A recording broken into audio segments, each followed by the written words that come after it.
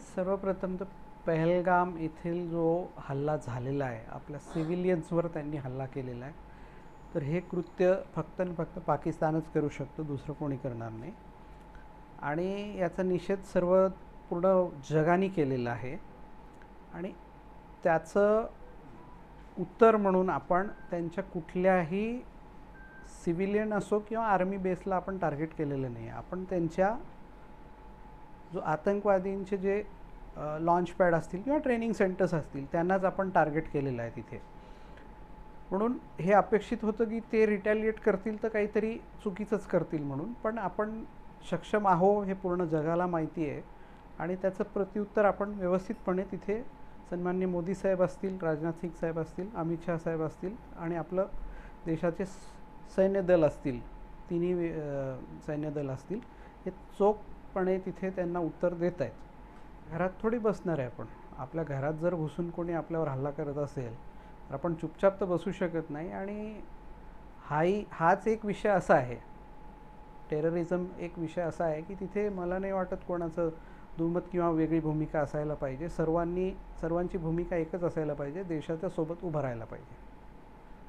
जनगणना खरं म्हणजे आपल्याला कोविडच्या काळामुळे 21मध्ये अपेक्षित होतं आणि तेव्हा पण थोडीशी चर्चा अशी सुरू होती की आपण जातीनिहायच करायचं, पण निर्णय लेट जरी आला असेल, महत्त्वाचं हे आहे की जनगणना होती आणि जातीनिहाय होती, त्याचं स्वागत करायला पाहिजे आपल्या सर्वांना.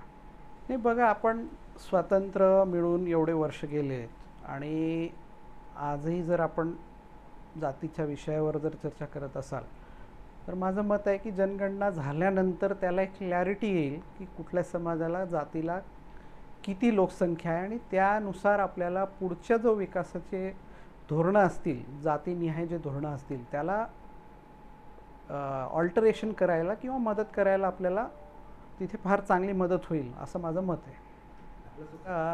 6 विभागाचा राज्यमंत्री म्हणून तिथे आज मी काम करतो आहे. मागच्या डिसेंबरपासून तर आजपर्यंत आपल्याला 5 महिन्याचा जवळपास कार्यकाळ झालेला आहे. प्रथम तुम्ही शासनासाठी काम करता, दुसरं तुम्ही या 6 विभागासाठी काम करता आणि तिसरं म्हणजे की तुम्हाला त्या विभागात दिलेले अधिकार, त्या अधिकाराला घेऊन तुम्ही कामं करतात. पण शासनाचा एक मंत्री म्हणून सर्वच कामावर आणि विदर्भाचा असल्यामुळे विदर्भातल्या सर्व कामावर विशेषतः चांगलं लक्ष हा माझं पण आहे. सन्माननीय मुख्यमंत्री साहेब आपल्या नागपूरचे आहेत, त्यांचं पण विशेष लक्ष पूर्ण महाराष्ट्रात आहे.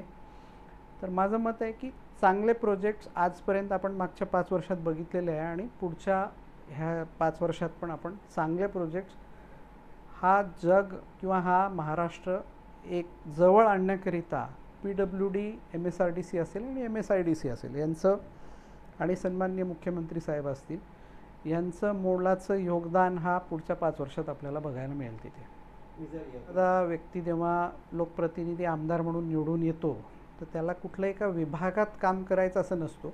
मतदारसंघात चॅलेंजेस भरपूर असतात. माझ्या इथे पाण्याचं भरपूर चॅलेंज आहे. मी मागच्या 3 वर्षापासून त्याचा खूप पाठपुरावा करतो आहे आणि आता फायनल स्टेजला आहे. शहराचा आराखडा वेगळा आहे माझा, ग्रामीणचा वेगळा आहे, पाण्याचं वेगळं आहे. आणि शहरात आम्ही नळ योजनाचे काम आता 80% झालेलं आहे माझं. शहरात मोठं काम करतो आहे आणि